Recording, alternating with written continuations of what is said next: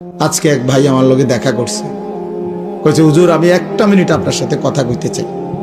আমি চিনতাম তাকে, মোটরসাইকেল চালাইতো, ব্যবসা করত, সারাটা ক্যান্টনমেন্ট ঘুরতো, সারাদিন পরিশ্রম করত। উনি ভালো মানুষ, এমনি আমার সাথে এক মিনিট দেখা করতে দাঁড়াইছিল। আমি ভুলে গেছি, আবার গাড়ি ঘুরাইয়া ওনার সামনে গেছি। বললাম কি সে ভাই? কয় চেহারাটার দিকে তাকাইয়া বলল যে হুজুর আমি মনে হয় আর বেশি দিন বাঁচবো না, আমার এমন মারাত্মক রোগ হয়েছে যে আর বেশি। উনি একটা কাগজ দিছে, আমার ছেলে মেয়েগুলোর নাম আপনার কাছে দিলাম, আপনি একটু দোয়া করেন।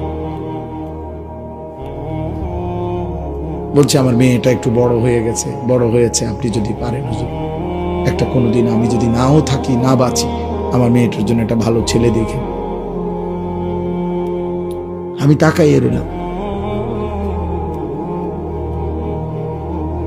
এই জন্য দোস্ত থামাই দিবে তোমারে।